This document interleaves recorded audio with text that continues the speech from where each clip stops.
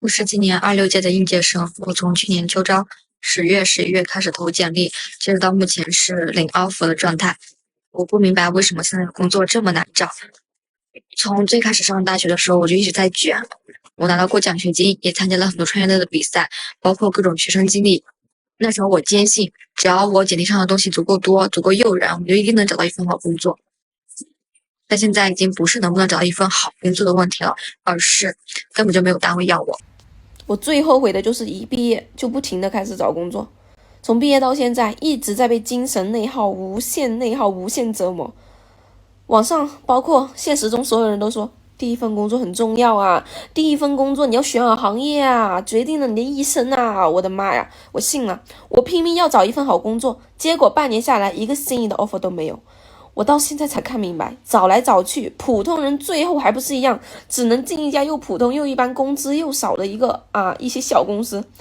近年来，中国经济持续走弱，失业情况愈发严峻。最近，浙江宁波一名中年男子被公司裁掉后，不敢把消息告诉家人，只能每天钻进车里假装上班。他在车里蜷缩了整整7天，直到车子亏电，手机也没电了，他彻底陷入绝境。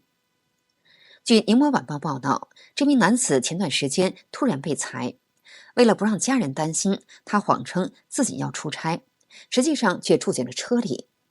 白天四处投递简历，寻找机会，却屡次碰壁。夜里就在车里蜷缩着过夜。到了第7天，手机没电，身上最后一点钱也花光了。更糟糕的是，他为了给手机充电，频繁使用车载电瓶，导致汽车亏电无法启动，只能困在停车场。走投无路之下，他向交警求助，但话还没说出口，眼泪就先掉了下来，捂着脸哽咽着说：“我真的撑不住了。”许多网友感叹，普通人活得太不容易。全国经济都不景气，2026年可能已经是最好过的一年了，明年更难。我33岁北漂10年被裁员，当年花400万高位在北京买的房，我到底后悔了吗？2020年最高峰，掏空积蓄咬牙上车，花了将近400万买了个小两居。当年摇号抢房有多激动，现在心里就有多难受。6年过去，房价一路下跌，不知不觉亏了上百万。偏偏我又遇上裁员，没有一点收入，全家就靠老公一个人撑着，每月还要还房贷，养2个孩子，日子只能精打细算，能省则省。老公面临被裁员，终究是没有躲过即将失业的浪潮。我老公裁员这个事情，其实从去年7月份就开始了，一直到现在，中间公司断断续续的找他聊了好多次，一直都没谈拢。阿飘是做游戏美术设计的，已经工作12年了，一直都是兢兢业业。24年的时候还拿了一个绩效 A 加，当时奖金还多发了2万。公司已经优化好几轮了，没想到最后还是到他了。今年这个生意啊，浮躁的人做不了，心脏不好的做不了，血压高的做不了，睡眠不好的做不了，年轻的做不了，年纪大的也做不了，反正一般人都做不了，太难了。没生意的时候就应该要多去走走，你会发现别人家也没有生意，你就会好过多了。到茶几也不用排队了，超市也没啥人，饭店也没啥人。32岁硕士，互联网工作7年，突然被裁员，在北京花500多万买房，我后悔了吗？我今年32岁，硕士毕业，在互联网行业摸爬滚打了7年，和老公一起在北京花500多万买了个两居室，首付了234万，贷了290万。本以为这是我们北漂多年的归宿，是安稳的开始，可就在4月初，毫无预兆的我被裁员了，没有提前通知，下午让走，晚上就没有工作的权限了。7年的职场沉淀和稳定收入就这样戛然而止。我在北京已经是第10年了，目前在北京2环内租了一间次卧，看中的是位置、交通方便，但是房子却老旧不堪。这间小卧室的租金，我个人要付2300，失业后还不能断交社保，北京的社保每个月也要交2400左右，还是最低档，可以说没有哪个城市有这么贵了吧。每个月不吃不喝也要支出4700元左右，压力是真不小。记录37岁单身失业一个人北漂的生活。早上好，姐妹们，过完年真是斗志全无，一点都不想去找工作，只想从早躺到晚。很多人问我为什么不在老家找个工作，要来北京？因为我从20岁开始就在大城市生活，已经有点不习惯老家的生活环境了。而且在老家我更不知道能做什么工作。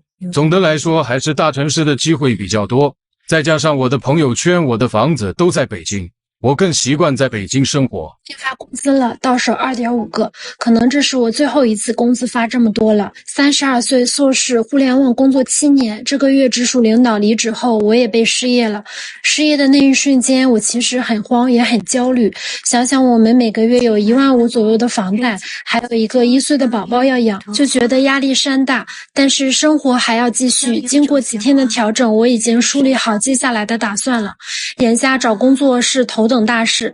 30家北漂程序员失业已经2个多月了，不敢跟家里说，每天照常早起，假装上班，在外面晃到天黑才回家。母亲年纪大了，怕她担心，一直瞒着。媳妇很懂事，什么都没多说，可我心里比谁都难受。曾经以为稳稳的生活，突然就没了方向。夜深人静的时候，真的会慌，会迷茫，不知道下一步该往哪走。只希望日子能慢慢好起来吧。32岁，我失业了，还是没能挺过这轮裁员。2018年入职这家公司，算下来也有8年了。前几天项目组长找我谈话，问我能不能接受调去外地的分部，不行的话就只能退项。当时我还在对接一个新项目，没想到转头就接到了裁员通知。刚接到通知的时候呢，我心里一下子就空了，不是歇斯底里的崩溃，是突然不知道没了工作，接下来该怎么办。你发现了吗？最近这2年大家都不出来消费了，尤其是今年真的太明显了。前几天去金融岛，那些漂亮饭、网红店都不排队了。现在大家逛的时候，手里拿的不是甜品，不是奶茶，大多数都是5块钱2根的淀粉肠。对，你没有听错，我转了那么多圈，我发现卖的最多的就是淀粉肠。漂亮饭店里稀稀拉拉，像那些咖啡店、甜品店也没有啥顾客，坐那休息的比真正消费的人多得多。北漂了11年，我们夫妻2个双双被裁员。30多岁的我们，终究还是带着失意和未知，回到了农村老家。今天是我们回到老家的第2天，回来之后最大的感触就是再也分不清工作日和周末了。这几天每天都能睡到自然醒。在外北漂了10多年，我们从来没有这样踏踏实实、安安稳稳的停下来好好歇一歇。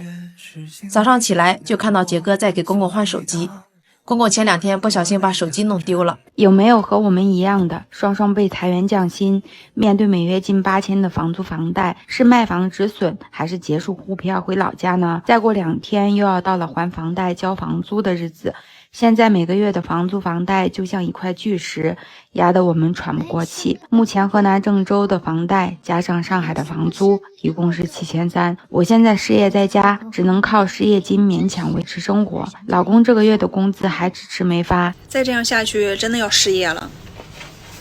早上6点50开门的，现在4点，卖了不到1000块钱。昨天有个顾客说要吃烤肠，我今天烤了12根，一共卖了3根，我自己吃了2根。这生意真是没法做呀。到了我这个年纪，出去找工作怕是都不好找。明天就是5一了，今天的猪肉还是卖不动，到现在营业额才700多，跟我想象中的差远了。你们生意都怎么样呢？同行们卖多少了？快过节了，生意有没有好一点？咱们平时心里聊一聊。我年前被裁员，年后在家创业的收入也不是很稳定，现在该考虑是否继续北漂的问题了。大家是否也经历过突然失业呢？接下来的路到底应该怎么选？年后不管是自媒体还是网店，收入都很差。虽然在老家待着确实很安逸，但我也要必须面对现实了。作为一个没有托举的农村女生，需要的是努力挣钱。自从我更新简历之后，从年根到现在，感觉北京工作机会多了一些，时不时有公司联系我，我也该准备面试的事情了。我可能要活不下去了。今天是我躺出租的209天。如果你和我一样没有工作，没有收入，天天焦虑又迷茫，别害怕，其实你不是一个人。现在大部分失业的人都会这样，没有忙碌的节奏，日子反而简单了起来。偶尔焦虑，但更多时候是在享受这份难得的自由。追剧、吃零食、发呆，循环着。既然暂时还没找到方向，那就先好好生活吧。这段日子不过是人生长河里的一小段停歇，你们也会这样告诉自己吗？北漂10年，失业后回老家创业。2年后，我们为什么又选择继续北漂啦？因为我们又负债啦，哈哈！打圆了我的小屋。中午12点到了北京，一家3口直接去看房，下午1点就租好房啦。10年北漂，我们最熟练的技能就是快速安家。先说说我家情况吧。我老公92年，34岁，一个体重只有88斤的程序员。我96年，目前在家带娃，是一个玩具店主。闺女2岁3个月，臀筋瘦本瘦。我老公在北京做软件开发10多年了，一边在公司上班，一边做自己的项目，相当于做2份工。博主说，他们回老家太原后工作了2年，虽然攒下了一点钱，但很快发现太原的生活成本并不低，和北京相比差别并不大。尤其是孩子出生后，各种开销直线上涨。思来想去，他们还是决定回北京继续北漂，希望能多存点钱，让一家3口的日子一步步稳定下来。现在最惨的人根本就不是搬砖打螺丝的，那是谁呀？是那些守着小店被生活按在地上摩擦的个体户，他们哪是做生意呀？分明就是拿自己的生命跟日子抵债。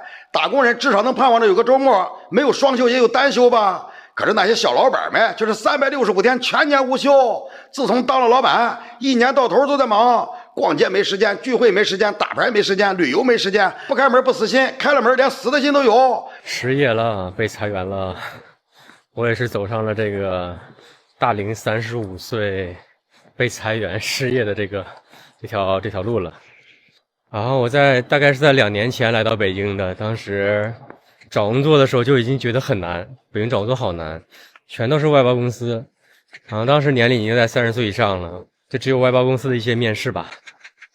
然后当时又因为 gap 的时间有一点久，大概有小半年的时间。然后有外包公司面试的话，我想着也就去吧。博主说，他当初去一家外包公司面试时，双方聊得挺投缘，他对公司印象也不错，于是就顺利入职了。他原本以为这份工作还算稳定，没想到干了1年零10个月后，突然接到被裁员的通知。他无奈地感叹，这大概就是生活吧。乖乖呀，我勒个乖乖呀！你看看这街道，看看这商场，没有人呐，根本没有人。以前也这里最繁华、人山人海的地方，看看现在，一个人都没有，扎不扎心？扎不扎心？35岁北漂10年，我裸辞了。前段时间公司对部门进行优化调整，我们整个团队都面临着岗位的重新选择。公司给出了2个方案，一是接受调岗去新部门继续工作，二是选择离职，按规定拿到 N+1的补偿。身边的同事各有打算，有的选择留下去适应新岗位，有人拿了补偿回老家发展，也有人凭着积累准备换新公司。站在35岁这个节点，我想得很清楚，职场的不确定性越来越大，即便这次留下来，未来几年依然可能面临被裁员的风险。做1天了，一个活没有啊！1分钱没挣，哎呀！怎么办啊？都5·1了，今天都4月30号了，是不是感觉这周生意特别的差？我们也是啊，我们在这周以前，我们168店铺1个月也有大几万的一个营业额吧，但是呢，这周就比较惨淡。我相信现在我们国内大部分80%的实体店都是这种情况。昨天刚办完离职，结束了20年的北漂生活，打包行李回东北。回想这20年呢，代码没少写，项目没少做，现在都 AI 了，也不用人写代码了。4月下旬，广东东莞一名中年男子因接连遭遇人身重击，在车里连续待了7天，引发社会广泛关注。据报道，这名47岁的陈姓男子原本是当地一家制造企业的中层管理者，短短1个月内，他先是被列入裁员名单，随后妻子提出离婚，紧接着年迈的母亲又被确诊重病住院。接连不断的打击让他难以承受，于是他把车停在小区停车场，关上车窗，在车内整整待了1周，不吃东西也不喝水，直到被巡逻保安发现并送往医院。经检查，陈先生出现严重脱水和电解质紊乱，所幸救治及时，没有造成更严重后果。社交平台上有网友留言称，我也经历过类似的日子，也曾在车里住了好几天。好的，今天就跟大家聊到这里，请记得点赞、订阅、留言并分享给您的朋友，感谢您的支持，我们下期节目再见。